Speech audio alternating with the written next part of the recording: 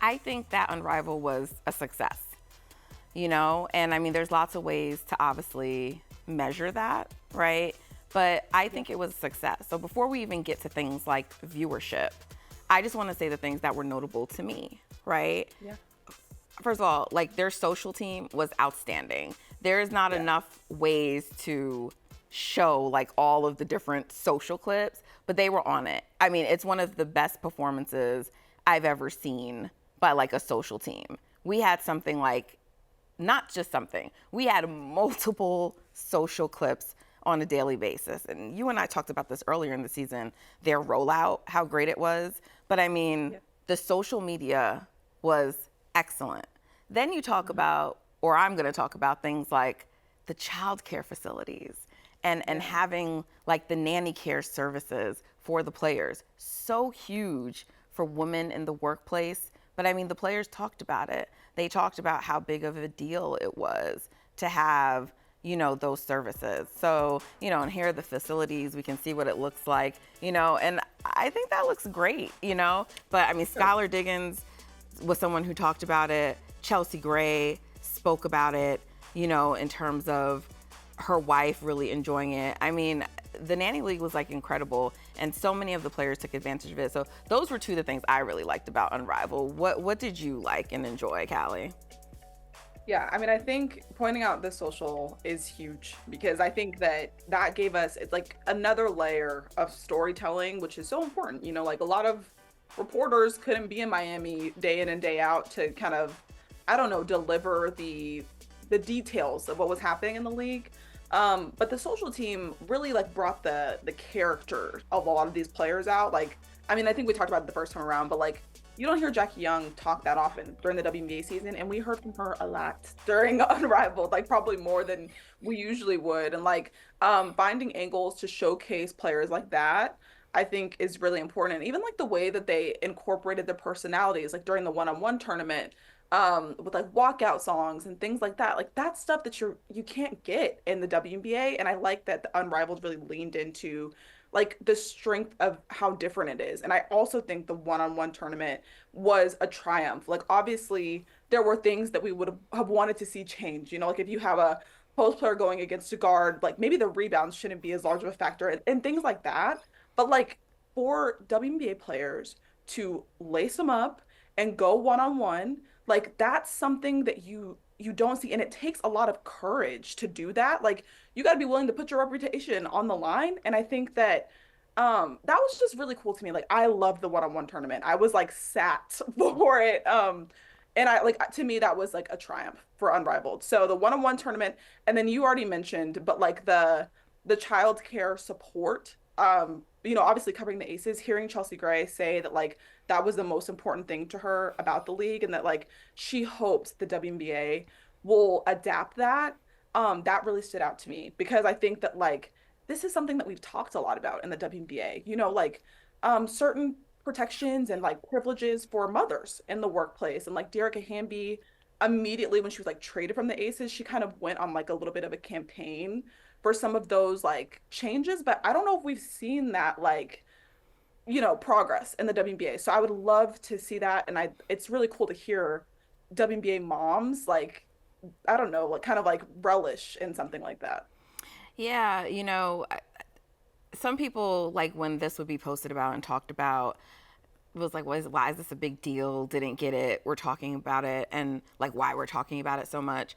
But as a former practicing employment lawyer, Callie, I can tell you, I remember a time when having the ability to like breast pump in the workplace didn't even have federal guidance around it, and like states were handling it individually. And I remember having a matter one time that got to me, and we had like no guidance to really look to for something like this. And one of the complaints from the employer was like, this woman was like breast pumping for too long. And I don't remember all the details. Was she really doing that for too long? I don't know. But like that wasn't even something that, the way it is now so regulated and it's a normal thing, it was not that normal. So to have this, to have nanny care available and, for the players, and I love that they call it the Nanny League, before and after games when they practice, they all talked about it. It gave them a sense of ease knowing that they didn't have to worry about anything and they could just focus on work, and I think that's tremendous. Another thing that was really tremendous, Callie, is the viewership, right? There were a lot of people who were looking for this league to fail, right? They did not want this league to succeed.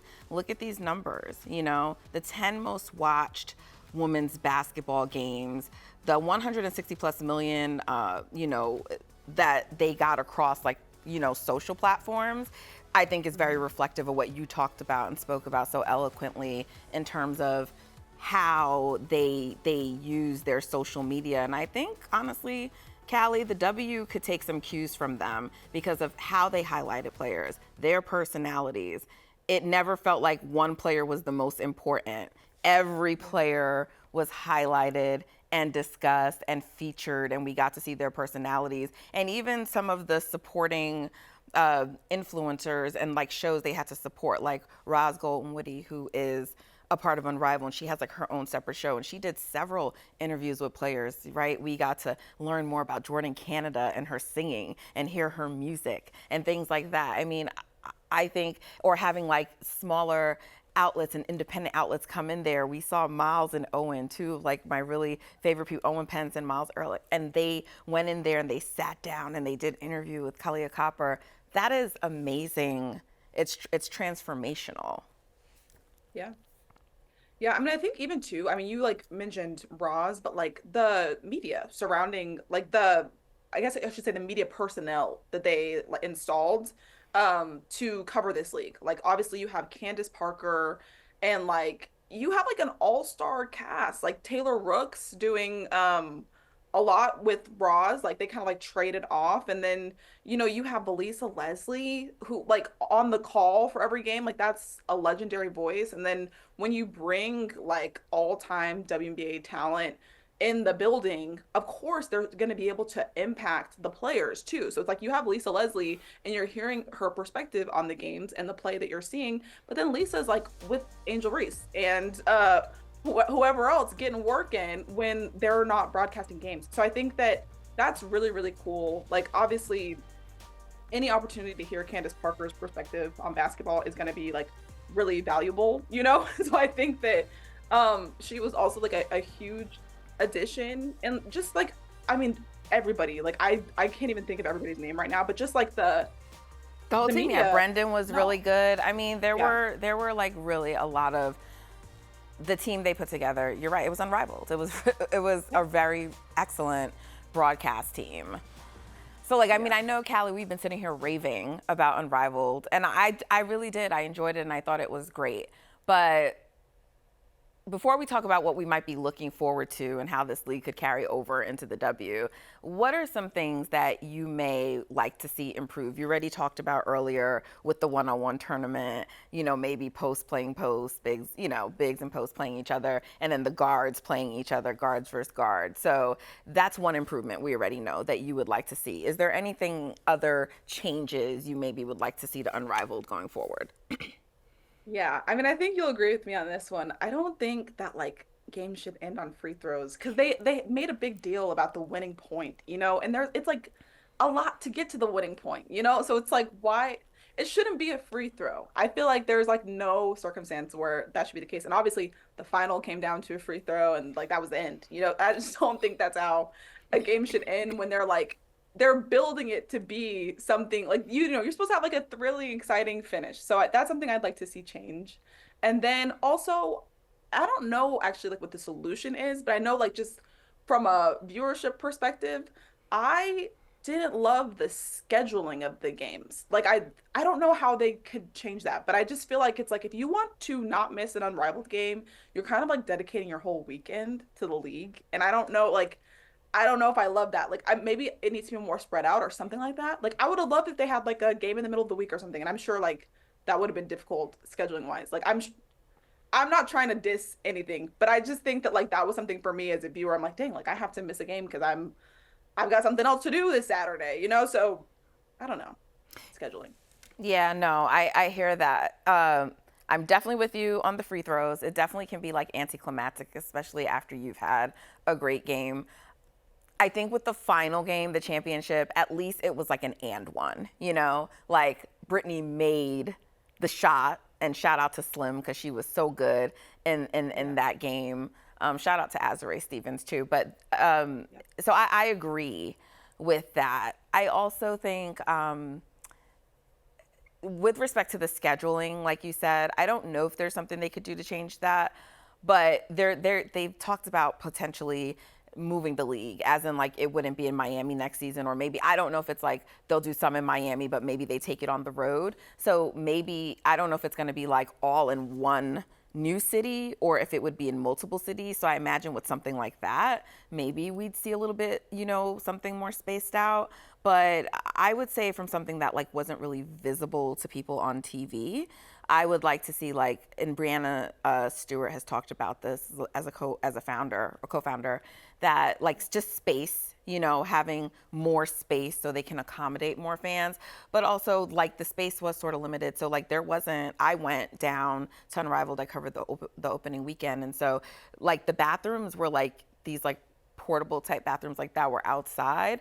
And they were nice. They weren't like bad bathrooms, but it was more so that like it was raining like that opening weekend. And so people have to go out in the rain. And what if you didn't have your umbrella? So I would like to see like some things like that change depending on like if they're going to stay in Miami, if this is always going to be the facility. And then I think one really big change I would like to see is a little bit more clarity around the relief players and also just how they're utilized. Like, I don't know that I loved all the having to like hop them around from team to team.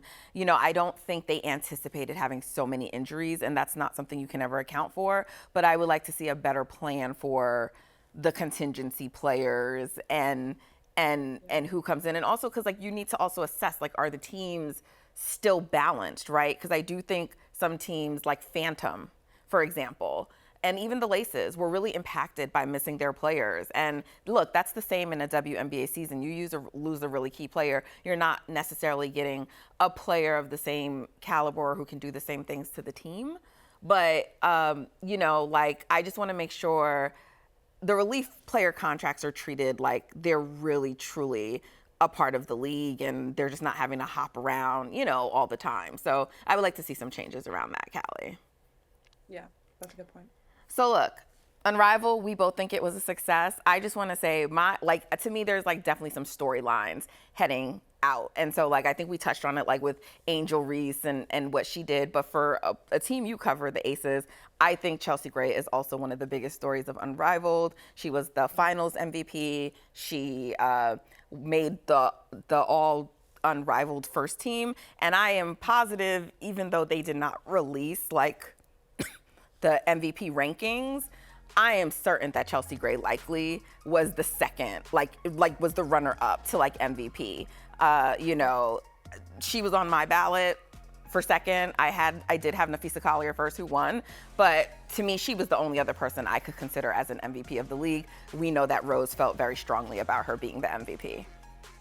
Yeah, I mean that's something that she started on a run like towards the end of the season, before the postseason even started, but like it was like back-to-back 26-point games, and I was like, oh, wait a minute, this is the Chelsea Gray that like we have been looking for. And obviously like that's gonna be huge for the Aces entering this upcoming season, because it's gonna be a lot different. Like this team is gonna look really different if you have a fully healthy Chelsea Gray. I heard her say in a recent interview that like this offseason, the only other offseason that rivals like how in shape she was the the offseason going into the 2022 season, which saw her win WNBA finals like MVP. So to me, I'm like, whoa, that's a notice. Like we need to pay attention to that because I noted that too. Yes. Yeah. If she's feeling that good going into this WNBA season, that's a huge boost for an Aces team that like desperately needs her. And now it's like they've also added Jewel Lloyd. Like this is going to be a different squad. And so I think that like it's a good point. Chelsea Gray to me 100% is probably like the top storyline exiting Unrivaled, because this could be really impactful for a team that like some people might maybe discount based on the semifinals exit last season in terms of like their like title contention this season. Well, yeah, I think there's so many storylines, and so I'm really excited. When we talk later, closer to the WNBA season, we will dig into more some of those storylines from Unrivaled, because I think also with the Owls falling short, led by Nafisa Collier, being the head of that team, I don't know what kind of beast we're unleashing into the WNBA season, but it is going to be so good. There's so many great storylines from Unrivaled. I love this league. I love what it did. I'm looking forward to next season. Congrats to Nafisa Collier and Brianna Stewart and all of the players on a very successful inaugural season and a job well done.